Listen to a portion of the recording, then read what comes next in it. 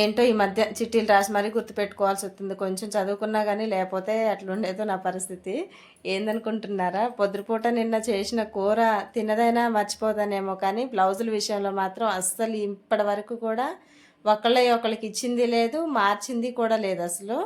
కానీ ఈ మధ్య చూస్తున్నారు కదా, అంతా యూనిఫామ్ అని ఇంకా చాలా బట్టలు ఉంటున్నాయి కదా. ఎందుకంటే ఒకసారి కూడా తెచ్చియ్యరు కొంతమంది. ఒకసారి ఒక 2, ఒకసారి ఒకటి అట్లా తీసుకొచ్చిస్తారు కదా.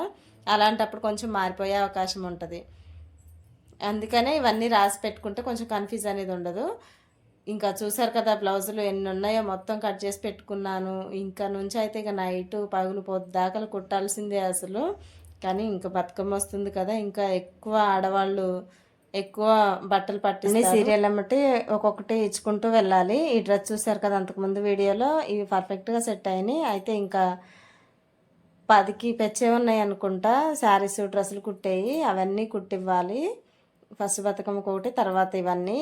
ఇంకా ఇవన్నీ రాసుకొని ఎవరి వాళ్ళకి సపరేట్ చేసుకొని, ఒకసారి 2 సార్లు ఇచ్చిన వాళ్ళు ఉంటారు కదా, అవన్నీ ఒక దగ్గర పెట్టుకొని, వేరే ఊరు వాళ్ళవి కూడా ఉన్నాయి, ఇవన్నీ సపరేట్ పెట్టి మొత్తం సెట్ చేసుకోవాలి. ఎందుకంటే చాలా కన్ఫ్యూజ్గా ఉంటుంది. ఒక్కళ్ళది మారినా కానీ ఇంక అదే అనుమానం ఉంటుంది, అసలు మారవద్దు ఇన్ని బట్టలలో నీకు కన్ఫ్యూజ్ అయిద్దని. అందుకే అసలు ఆ పేరు రాకుండా చూసుకుంటున్నాను ఇప్పటి వరకు అయితే.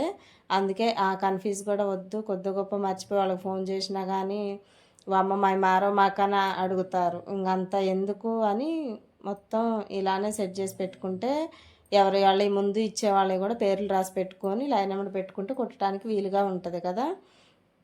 అందుకే. కాకపోతే ఇంకా ఇందులో హైదరాబాద్ పంపించేవి కూడా ఉన్నాయి. మొన్న ఒకటి శారీ అని చెప్పాను కదా, ఇంకా అది బ్లౌజ్ తీసుకురాలేదు. అది బ్లౌజ్ సెట్ చేసి ఇంకా డ్రెస్సులు ఉన్నాయి, లాంగ్ ఫ్రాక్లు, ఇంకా అంబ్రెల్లా టైపు కుట్టి ఇవ్వాలి.